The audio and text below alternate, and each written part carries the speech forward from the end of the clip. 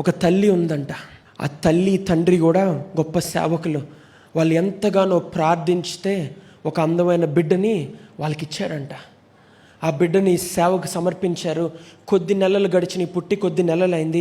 ఆ బాబు చిన్నగానే ఉన్నప్పుడు వాళ్ళ కుటుంబంలో ఒకరికి ఇచ్చి, మీరు చూసుకోండి మేము సేవకెళ్ళి వస్తామని చెప్తే ఆ బాబుకి సడన్గా ఊపిరి అందడం ఆగిపోయిందంట. ఊపిరి పీల్చుకోవడానికి చాలా కష్టపడిపోతున్నాడంట.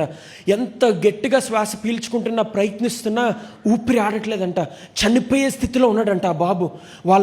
ఆ బాబు వాళ్ళ అత్త కంగారు పడిపోయి వెంటనే వాళ్ళు తెలిసిన డాక్టర్కి ఫోన్ చేసి, అయ్యా పరిస్థితి ఇలాగుంది, ఏం చేయాలో మాకు అర్థం కావట్లేదు, బాబు ఇలా చూస్తే ఊపిరి ఆడట్లేదు, చెప్పండి అయ్యా ఏం చేయాలి మాకు అర్థం కాదు, మీ దగ్గరికి తీసుకురామా అంటే ఆయన అన్నాడంట, ఒక్కసారి మీ అన్నయ్యని నాకు కారు ఇమ్మని అడిగాను ఒక ప్రాంతానికి వెళ్ళడానికి, ఆయన నాకు మీటింగ్స్ ఉన్నాయండి నేను ఇవ్వలేనని చెప్పాడు, ఆడు చస్తే ఏంటి నాకేంటి, చస్తాడు వదిలే అన్నాడంట. ఆ డాక్టర్ ఆయనకి కేవలం ఆయన అడిగింది ఆ తండ్రి చెయ్యలేదని చెప్పి, ఆ బాబు చస్తే నాకేంటి చావమను, నేను మాత్రం చూడను అన్నాడంట. ఆ అత్త భయంకరంగా కంగారు పడి ఏడ్చి ఏం చేయాలో అర్థం కాక ప్రార్థిస్తూ ఉంటే ఈలోపు తల్లిదండ్రి వచ్చారు. బాబుకి ఇలా ఉందని తెలిస్తే వెంటనే వాళ్ళు ఉపవాసం ఉండి ప్రార్థిస్తూ ఉన్నారంట.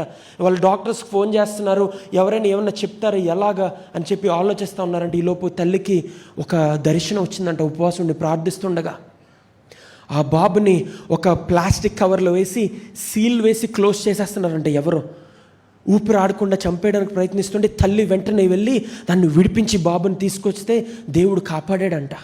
వెంటనే ఆ ప్రార్థన ఉపవాసం ముగించుకొని బాబుని హాస్పిటల్కి తీసుకెళ్ళి చెకప్ చేయించి ఒక్క సిరప్ వేసిన వెంటనే ఆ అబ్బాయికి ఉన్న ఆ ప్రాబ్లం అంతా సివియర్ బ్రాంకైటిస్ వచ్చి లంగ్స్ అంతా క్లోజ్ అయిపోయి అసలు ఊపిరి అందకుండా ఊపిరితిత్తులోంచి గాలి రాకుండా అయిపోయిందంట ఆ బాబుకి.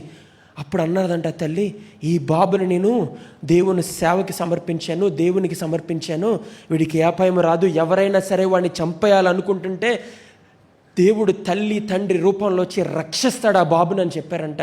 ఆ బాబు ఎవరో కాదండి, నేనే.